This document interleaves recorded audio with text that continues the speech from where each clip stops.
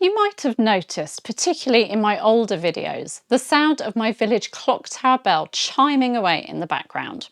One chime means quarter past, 2 for half past, 3 for quarter to, and 4 for the full hour, followed by chimes for each hour. It starts at 7 a.m. and goes until midnight. And yes, it's surprisingly handy when I forget to wear my watch or I haven't got my phone nearby. Hearing those chimes always makes me think about how people told the time in the medieval and Tudor periods, long before wristwatches or even pocket watches became commonplace. So I thought I'd dig into how our Tudor ancestors kept track of the hours.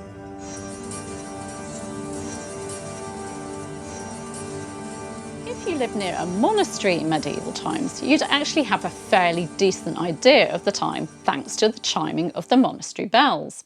Monks rang bells for the liturgical or canonical hours, which divided up their daily prayers and duties. Here's a rough guide to them. Matins or vigils at around 2 or 3 a.m, lauds at dawn, prime or prime around 6 or 7 a.m, terce around 9 a.m, sext noon, none around 3 p.m, and vespers at sunset. Oh, and then compline around 9 p.m or just before bed.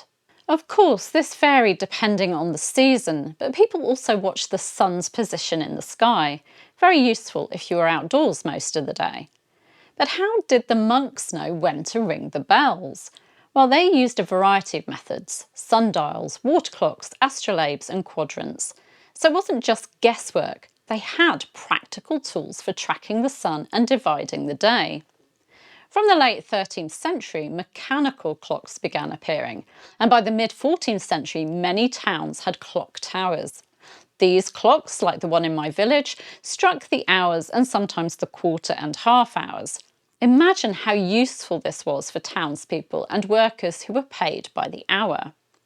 These weren't pendulum clocks. Those didn't come in until the 17th century. These were mechanical and were quite remarkable for their time. Some clocks went even further. One famous example is the astronomical clock at Hampton Court Palace. It dates to 1540 in Henry VIII's reign. It didn't just tell the time, it showed the day, month, position of the sun, the zodiac signs, moon phases and age, and even the tides at London Bridge. Historian Tim O'Neill mentions another stunning example.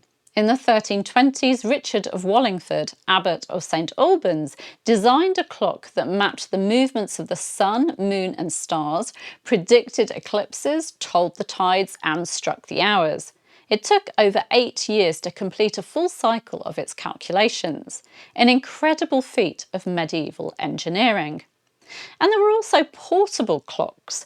Henry VIII gave Anne Boleyn a beautiful silver gilt clock which bore the inscription Dieu est mon droit, Anne's motto, the most happy, and a decorative H and A in a lover's knot, along with fleur-de-lis, miniature heads and a lion with the royal arms. I'll pop a link for you to see photos in the description. It's well worth a look. And yes, watches did exist in the Tudor period. Diana Scarisbrick, in her book Tudor and Jacobean Jewellery, describes how early watches were worn on chains or ribbons around the neck or waist, often encased in intricate jewellery. To tell the time, you'd have to open them.